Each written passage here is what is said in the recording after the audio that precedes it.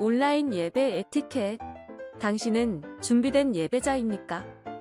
지금 당신의 복장은 집에서 입던 옷 그대로 교회 갈 때처럼 깔끔하게 지금 당신의 자세는 침대에 누워서 편안하게 책상에 앉아서 준비된 자세로 찬양을 부를 때 당신의 자세는 누가 들을라 침묵을 지켜요. 마음을 다해 소리내어 찬양해요. 기도할 때 당신의 자세는 누가 보지도 않는데 다른 짓 좀 하면 어때? 마음과 정성을 다하여 진심으로 당신의 예배 자세는 어떤 모습인가요? 준비된 몸과 마음으로 하나님께 영광 돌리는 거룩한 예배 시간 되시기 바랍니다.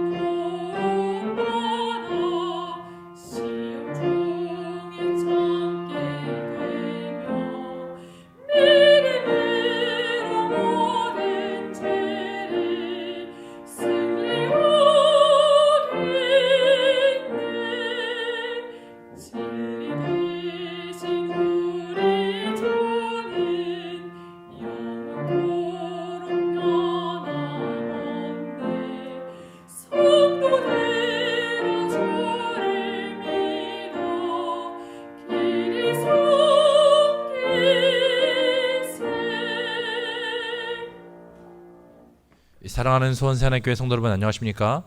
화요 3일 기도에 오신 우리 모든 성도님들의 진심으로 환영합니다. 특별히 화요 예배 시간을 구별하여서 참석하신 우리 모든 성도님들께 성령님의 지혜가 함께하기를 이 시간 기도드립니다. 오늘은 뜨거운 믿음이란 제목을 가지고 함께 말씀을 나누고자 합니다. 우리 다 함께 본문 말씀 누가복음 24장 25절로 27절 말씀을 함께 읽도록 하겠습니다. 누가복음 24장 25절로 27절 말씀입니다. 이르시되 미련하고 선지자들이 말한 모든 것을 마음에 더디 믿는 자들이여, 그리스도가 이런 고난을 받고 자기의 영광에 들어가야 할 것이 아니냐 하시고, 이에 모세와 모든 선지자의 글로 시작하여 모든 성경에 쓴 바 자기에 관한 것을 자세히 설명하시니라. 이 미국 인디애나에 있는 한 교회는요, 이 기도의 치유를 받는 사람들이 있었습니다. 그들은 오직 기도 하나만으로도 모든 병을 고칠 수 있을 거라는 믿음을 가지고 있었습니다.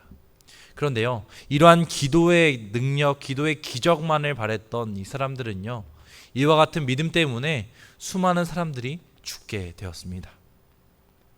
많은 사람들이 아무리 아파도 병원에 가지 않고 기도만 한 것입니다. 이 이야기를 보면 우리가 하나님을 어떻게 생각하고 하나님을 어떻게 믿느냐가 정말 중요하다는 것을 깨닫게 됩니다. 오직 기도의 기적만을 바랬던 믿음, 오직 하나님의 기적만을 바라는 믿음은 결코 옳지 못하다는 것을 우리가 볼 수 있습니다. 오늘 본문에서는요, 예수님 자신의 죽음을 실망하고 낙담하는 제자들에게 나타나시는 모습을 보여주고 있습니다. 그런데요, 예수님께서 그 엠마오로 가는 그 두 제자들에게 그 즉시 내가 예수 그리스도다, 부활한 예수다라고 말씀하지 않으시는 모습을 우리가 볼 수 있습니다. 왜 예수님께서는 이 제자들에게 나타나셔서 그 즉시 자신이 예수 그리스도라고 말씀해 주지 않으셨던 것일까요? 그 즉시 그렇게 낙담하고 슬퍼하고 있는 사람들에게 내가 부활한 예수다라고 이야기하면 그들이 얼마나 기뻐하고 또 행복해했을까요? 그런데 왜 예수님께서는 그같이 말하지 않았을까요? 오늘 이 시간 그 이유와 그리고 하나님께서 의도하신 뜻이 무엇인지 이 시간 함께 나누어 보도록 하겠습니다. 먼저 제자들이 실망한 이유가 성경에 나오게 됩니다.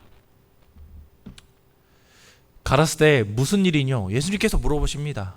가로되 나사렛 예수의 일이니 그는 하나님과 모든 백성 앞에서 말과 일에 능하신 선지자연을 우리 대제사장들과 관원들이 사형 판결에 넘겨주어 십자가에 못 박았느니라. 우리는 이 사람이 이스라엘을 구속할 자라고 바랐노라. 이뿐 아니라 이 일이 된 지 벌써 사흘째라. 오늘 이 두 제자가 예수님을 바라본 모습에 대하여 정확하게 보여주고 있습니다. 먼저 첫 번째, 그들은 예수님을 그들의 구원자가 아닌 능력이 있는 선지자라고 생각하였습니다.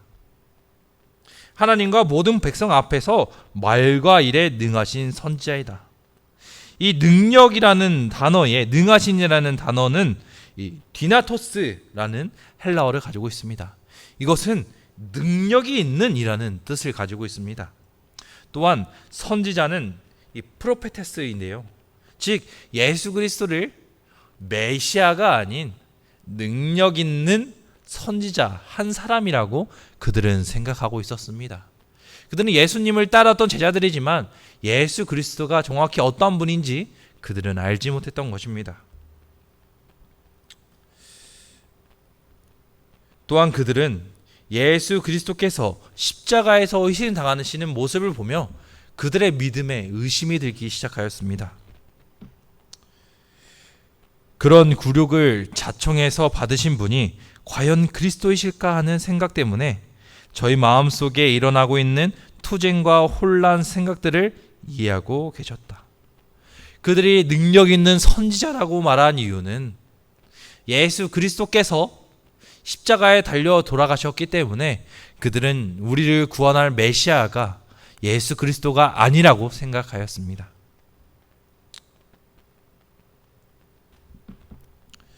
또 두 번째입니다. 그들은 예수 그리스도를 이스라엘을 구원할 자라고 생각하였습니다. 우리가 너무나도 많이 들었고 알고 있지만 이 이스라엘 백성들이 가지고 있었던 메시아관은 로마의 압제로부터 이스라엘을 구원하고 그리고 그 구원으로 말미암아 이스라엘이 가장 강한 강대국이 될 것이라고 그들은 믿고 있었습니다. 그런데요, 예수 그리스도께서 로마의 압제로부터 구원해 주시기는커녕 십자가에 달려 돌아가셨던 것입니다. 그러므로 그들은 예수 그리스도가 메시아가 아니라고 생각하였습니다.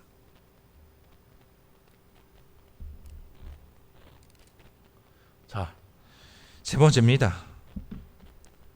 이 일이 된 지가 사흘째라고 이야기합니다. 예수님께서 십자가에 달려 돌아가신 지 벌써 사흘, 3일이 지났다는 것입니다.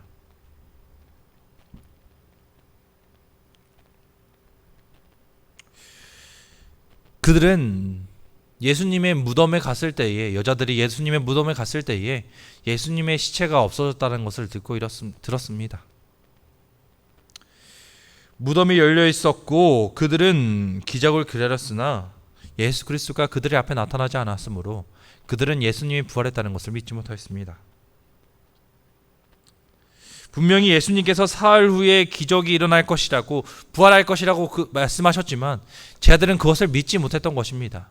그런데 아이러니하게도 예수님을 따르던 제자들은 그 부활을 믿지 못하였지만 오히려 바리새인들과 제사장들은 예수님께서 부활하신다는 그 말씀을 믿고 군사들을 그 문 앞에 배치해 놓았습니다. 이 참 아이러니한 상황입니다. 오히려 말씀을 믿었던 것은 이 제자들이 아니라 바로 로마 군인들, 제사장들, 바리새인들이었던 것입니다. 이처럼 두 제자는 예수님을 믿고 기대하였지만 그 믿음은 다른 사람들의 이설과 당시 백성들 사이에 있었던 사상을 가지고 믿었기 때문에 온전히 예수 그리스도를 깨닫지 못하고 예수님이 누구신지 알지 못하였기에 그들은 믿음이 흔들리고 말았던 것입니다. 그러므로 예수 그리스도가 눈앞에 있는데도 예수님을 알아보지 못하는 것입니다. 결국 그들의 마음에는 의심이 생겼고 예수 그리스도께서 메시아가 아니라고 그들은 의심을 갖게 되었습니다. 오늘날 우리도 예수 그리스도를 믿으면서 신앙을 하면서 때때로 우리가 생각했던 모습과 다른 예수님의 모습, 아니 신앙의 경험들이 우리에게 의심을 심어주지는 않습니까? 오늘 내가 가지고 있던 사상과 관점에서 그 신앙의 경험이 틀어질 때에 혹은 내가 믿었던 것과 반대될 때에 우리는 믿음이 흐트러지고 무너지게 됩니다. 애리조나에 있었던 한 교회처럼 그 믿음으로 기도로 모든 일들이 이루어질 것이라고 행동하지 않고 오로지 기도만 했던 그 사람들이 결국은 많은 사람들이 죽고 오히려 믿음에서 흔들리고 떠나가게 되었습니다. 이처럼 오늘 우리는 예수 그리스도를 어떻게 믿는지 그리고 어떻게 해야지 온전히 믿는 것인지 우리는 심사숙고하고 매일 생각해 보아야 하는 것입니다. 예수님을 어떻게 믿느냐가 이 정도로 정말 중요합니다. 예수님이 옆에 있지만 그럼에도 불구하고 제 아들은 예수님을 알아보지 못할 정도로 엇나간 길을 가고 있었습니다. 다시 본론으로 돌아가도록 하겠습니다. 예수님은 제 아들과 함께 동행하셨습니다. 그러나 이 제 아들이 슬픔으로 눈이 가리워져서 예수님을 바라보지 못한다고 성경은 이야기하고 있습니다. 자, 그렇다면 이 슬픔과 두려움에 쌓여있는 쟤들 앞에서 예수님께서 내가 예수 그리스도라고 아까 앞전에 말했던 것처럼 말씀해 주시면 그 일이 해결되는 거지 않습니까? 만약 제가 정말 아니지만 예수님이었다면 그 슬퍼하는 제 아들 앞에서 바로 위로해 주시고 이렇게 이야기해 주셨을 것 같습니다. 그런데 도대체 왜 예수님께서는 자신이 예수라는 말을 단 한마디도 하지 않으셨을까요? 제가 조카들과 함께 살고 있는데요. 이 조카들을 과자를 제가 사줄 때가 있습니다. 근데 제가 과자를 사줄 때에 조카들에게 꼭 약속합니다. 밥 먹고 나서 먹는 거야. 사실 이전에는요, 이 조카들이 과자를 빨리 달라고 이야기하면 그럼 과자 하나만 주고 하나만 먹고 바로 밥 먹는 거야 라고 하고 과자를 준 적이 있었습니다. 그런데 제가 왜 지금은 과자를 즉시 먹도록 주지 않느냐면, 이 과자를 하나 주게 되면 그 아이들이 그 자리에서 멈출 수 있을까요? 아닙니다. 과자를 하나를 먹고 하나만 더 달라고 이야기합니다. 그렇게 해서 과자를 하나 더 주면 또 뭐 할까요? 또 달라고 이야기합니다. 그리고 먹고 있던 이 과자를 뺏게 되면 뭐 합니까? 아이가 울고 이제 투정을 부리게 됩니다. 오히려 그 아이에게 즉시 그 아이의 요구를 들어줬을 때에 아이에게 득이 되는 것이 아니라 오히려 독이 되는 것입니다. 그러므로 아이에게 충분히 그것을 설명하고 먼저 아이가 먹어야 할 밥을 먹고 그 다음에 과자를 주는 것으로 아이와 약속하게 되는 것입니다. 이처럼 기적도 마찬가지입니다. 오늘 예수 그리스도께서 부활하신 것은 기적입니다. 근데 그 기적을 이 선지자, 아니 제자들에게 즉시 보여주면 이 과자와 같은, 조카에게 과자를 주는 효과 같은 것이 일어나는 것입니다. 기적은요, 믿음을 성장하게 하는 것에는 아무런 힘이 없다고 이야기합니다. 특별히 우리는 성경을 보면 이스라엘에게 주어주신 그 기적과 이적들을 보면 이것이 믿음의 성장과 큰 영향을 주지 않는다는 것을 알게 됩니다. 그러므로 예수님께서는 이 제자들에게 기적으로 한순간의 어떤 기쁨만으로 그들을 깨우쳐 주고 싶지 않았습니다.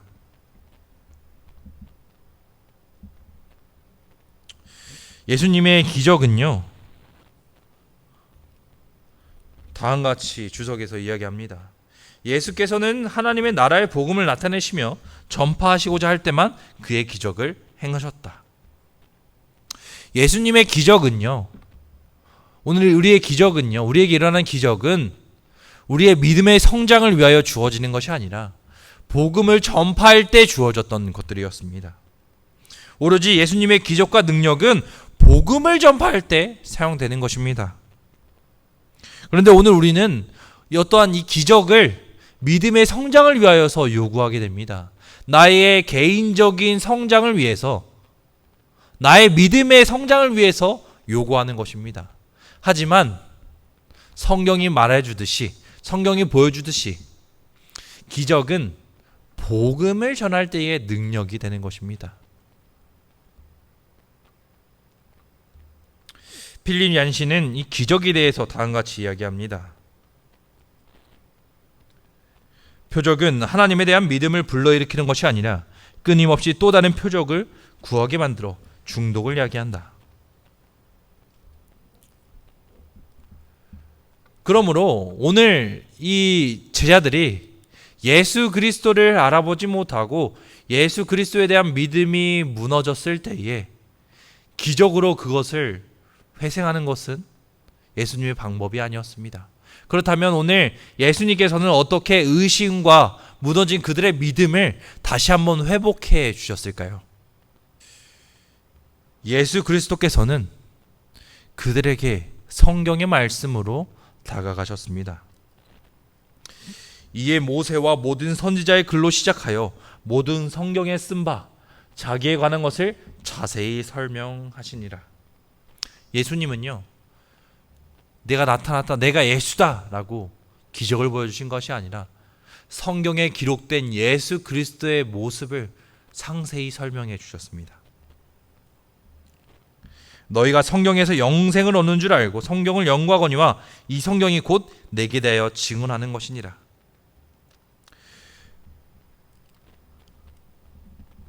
구약의 의식과 예언을 통해 주신 예수님에 대한 증거를 저희가 이해할 필요가 있었다.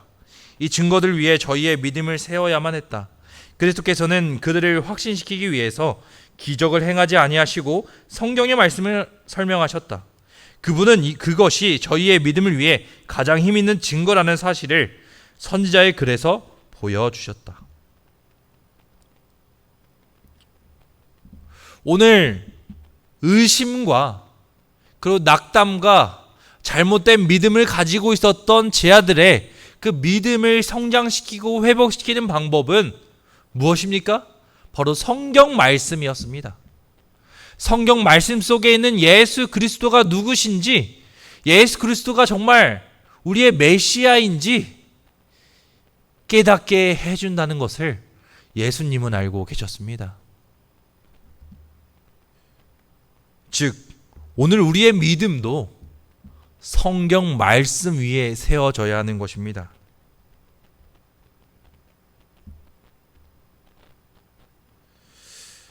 이 두 제자들의 믿음이 흐트러진 이유는 이 말씀에서 예수 그리스도를 온전히 깨닫지 못했기 때문입니다.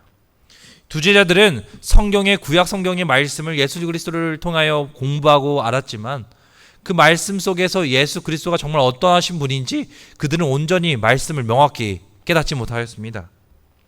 예수님의 사명에 대해서 깨닫지 못하였고요. 예수 그리스도가 누군지 정확히 깨닫지 못하였습니다.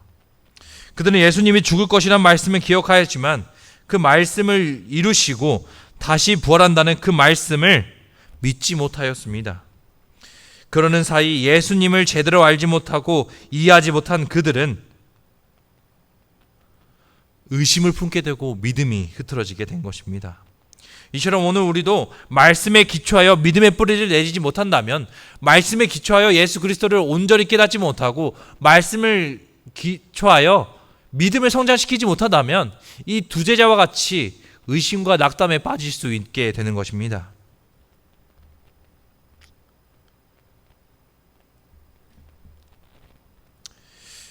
진실한 마음으로 그에게 나와 묻는 모든 사람에게 분명하게 가르쳐 주시듯이 그렇게 제 아들에게 그 비유의 말씀을 잘 설명해 주셨다.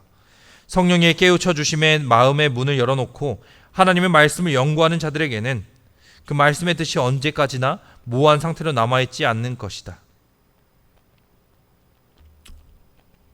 오늘 우리가 마음을 열고 성령의 음성에 귀 기울인다면, 그리고 그와 같은 마음으로 성경을 보게 된다면 오늘 우리도 온전히 그 말씀 속에 계신 예수 그리스도를 발견할 수 있게 될 것입니다. 기적이 아닌 말씀으로 예수 그리스도를 깨달은 이 제자들은 어떻게 되었을까요? 그렇게 낙담하고 소망을 잃은, 인생의 방향을 잃은 이 두 제자들이 마음에 뜨거운 것이 올라오게 됩니다. 그리고요, 그들은요 다음같이 고백합니다. 우리에게 성경을 풀어주실 때에 우리 속에 마음이 불타지 아니하더냐. 오늘 우리의 신앙의 기쁨과 뜨거운 열정과 믿음은 어떠한 기적과 이적에서 일어나는 것이 아니라 바로 말씀을 통해서 이루어진다는 것을 기억하시기 바랍니다. 슬픔으로 가득 찼던, 소망이 없었던 그들의 마음에는요, 말씀을 통하여 깨닫게 되니 기쁨과 소망이 넘치게 되는 것입니다. 그들은 예수님을 발견하고 낙담하고 실망했던 그 길을 되돌아가 예루살렘으로 돌아가게 됩니다. 그들이 실망했던 그 자리로 그들이 다시 회복하여 돌아가는 것입니다.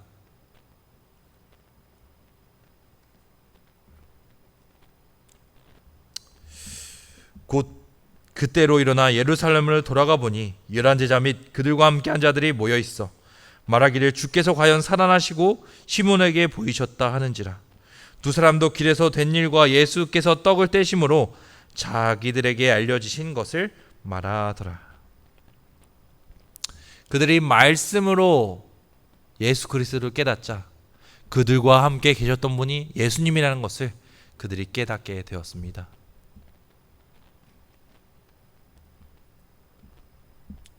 그러니 그들은 이제 이 예수 그리스도를 만난 그 기쁨을 전할 수밖에 없는 것입니다. 그러므로 그들은 이 기쁨과 고백을 전해주고자 예루살렘, 그 낙담했던 곳으로 다시 돌아가는 것입니다. 사랑하는 성도 여러분, 오늘 내가 신앙에서 흔들리고 신앙에서 낙담했던 그 자리, 그리고 떠나온 그 자리, 실패했던 그 자리, 그것을 다시 회복하는 방법은 예수 그리스도의 어떤 이적과 기적이 아니라 바로 말씀 속에서 그 회복과 그 기쁨을 되찾을 수 있다는 것을 기억하시기 바랍니다. 오늘 우리가 이 두 제자들과 같은 경험을 하기를 간절히 바랍니다. 오늘 우리가 성경을 읽을 때에 우리 마음속에 뜨겁지 아니하라는 고백이 나오기를 간절히 바랍니다.